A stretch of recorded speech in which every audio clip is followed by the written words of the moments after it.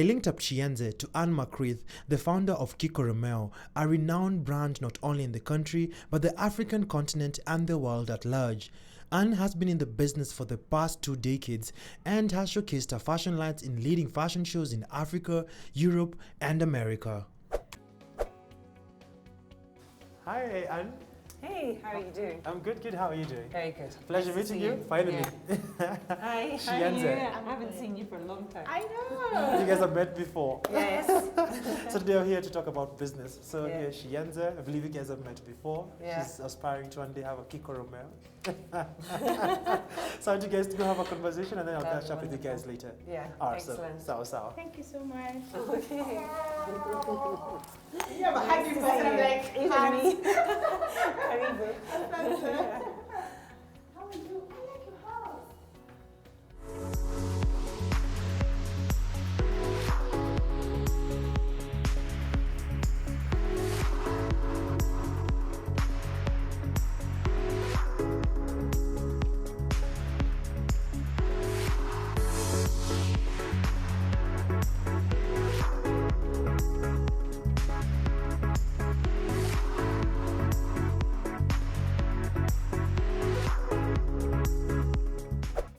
Hi, Ann. Hi. Thank you so much for creating some time for me. It's been a while and I just want to hear your journey. How did you end up just settling for clothing and fashion? You've been in this industry like almost my age. And beyond, actually. Yes. I just want to hear your experience. Yeah. Well, I've been in the industry for a long time because even before I came to Kenya, I was in the fashion industry. I studied in, gosh, so long ago that I won't mention the number. But basically, I studied other things as well, but I kept coming back to fashion because it was something I loved. I learned to sew when I was very young. And I think I always loved crafting and things, so I decided I had to just now make that my profession, even though my parents, just like many parents here, they were worried about it because they always felt it would be a difficult journey. So I can't really say that that's wrong, but at the same time, I've really had a career that I've loved.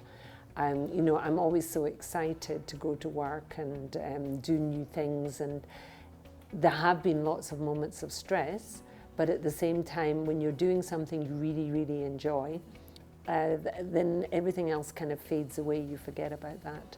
So within Kenya, I started in '96, and the main motivation for me was to create jobs in rural areas, because I came to Kenya for it was meant to be 3 months, it became 3 years of doing aid work. So the journey on just coming from Garissa and now setting up a workshop in Nairobi, how was it? I was actually living in Nairobi at the time, but traveling frequently to Northeastern. And I think when I set up the workshop, it's actually something I really advise young designers to do now. Working from home is often a much more manageable way of doing things. And I had a garage, so I just converted the garage into my shop, the SQ into my workshop, and it just kept my rent really low. And I was able to do a lot of sales. When I think of my sales figures back then, I mean, I was rolling in money. When we began, I worked a lot with you under Fafa. Yeah. And at that time, thanks to God and thanks to you, you were very friendly and you welcomed us to learn about a lot of these things. So at that time you were at Yaya.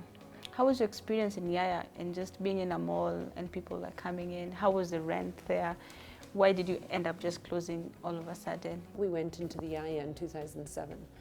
I think by around 2013, the retail space in Kenya had really changed. Far more shopping malls, a lot more traffic, and so consumers were more dispersed around the city into malls that were closer to their workplace or closer to their living space, and that's still the case today. So how that now became complicated is, in general, and I'm not referring just to one specific mall, in general, shopping malls have seen the footfall, the number of people coming in, go down, and the rents have just carried on increasing. So that poses a problem for anyone in retail. it's a difficult environment to work in. Have you ever had any financial hurdles? Like you did? Hurdles, wow, of course. What is your major one? And how did you come out of it?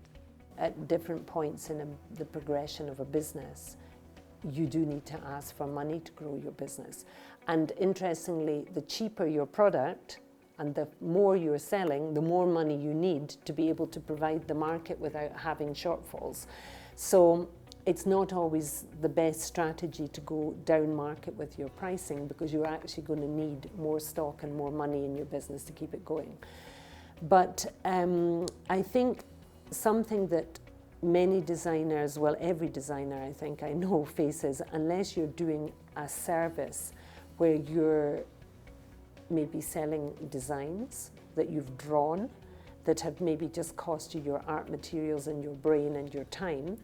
If you're talking about product in terms of a garment you wear or an accessory you wear, most of the times there are cash flow issues between when you need to buy the fabric, you know, and then get paid for having it sold. So if it's a customer-funded business, in the sense that your customer is paying you at least 50% of the job and you're buying all the materials and so on with that money, then that's an easier way of doing things. But if you're having to front the money and get paid later, that's when the cash flow issues happen. Have you had that problem that you maybe people put down a small deposit, you do a huge amount of work, and then you never see them again? Or you trust them, you feel like they gave me, or I know where they live, let the rider take it to them, and then they never pay you back. I think I learned a long time ago that I didn't have money to chase, I didn't have time to chase clients who had now taken things and hadn't fully paid for them. So I stopped that, because those were now individuals, it's too much work. So nothing leaves my premises unless it's been fully paid for. That's clear. But I think the deposit side of things now, if you're doing a ×2 markup, then 50% should cover the cost if you've costed properly. But if you haven't costed properly, you're in trouble, because then you haven't even paid your fundi, paid your fabrics, paid your rent, paid your electricity, you're stuck. So I do understand, like, either the markup needs to be more than ×2, if it's a ×3 from cost or a ×4 from cost, and then your deposit is 50%, then you can breathe. What do you think were the things that you did to bring Kikoromeo to where it is right now? I think even a child who's yet to be born knows already Kikoromeo. That's very encouraging. I think the whole thing on brand building is brand in itself is a value. So effectively, at a certain time in your business's career, you could decide to sell the brand name as a commodity. Like if I look at Kikoromeo today, I could sell the company or I could sell the brand name, because the brand name in itself is worth money. Like if someone came into Kikoromeo with a huge amount of money and decided to go global with it, what would that mean in terms of manufacturing and output and things like that? So the brand itself has a value. Then to build that brand value, how do you do it? And I think that's what the question is, because from the beginning I had a very clear idea of fashion shows and events around fashion shows.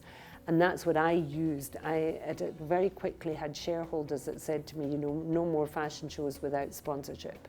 So I quickly got into a way where I was able to get sponsors to come on board because they wanted to advertise their product around the quality of my brand, because they felt it fitted into the same market. And that's still the case for anybody sponsoring an event today. They're going to look at what is your product, who's buying your product, and is there a synergy that their product will also sell to the same audience, and then they're likely to combine with you. Thank you so much for the amazing. You have always believed in me since I was like 17 years. Like, can you give me an opportunity? Yeah. No, but you've got great talent, and then the other thing that you've shown is consistency and perseverance. thank you guys for hosting me. Thank you, Anne, for the amazing advice. That I've learned a lot, diversification, and a lot of things that I'm going to put into action in my business. Guys, I'm battling ovarian cancer the second time, and I need your help. I need you to help me by purchasing an item from Shienze Fashion. 50% of the sale goes to help me bills. Thank you. Thank you so much for having watched the show. Hope you've learned a thing or two from the conversation between Shienze and Anne. And right now you can either go out there and start your fashion business. Thank you so much for your feedback via social media. The handles are running below the screen. If you've never gotten in touch, please do. And also remember each and every Wednesday to read a copy of The Standard. This has been The Business Coach, where we help entrepreneurs better their business.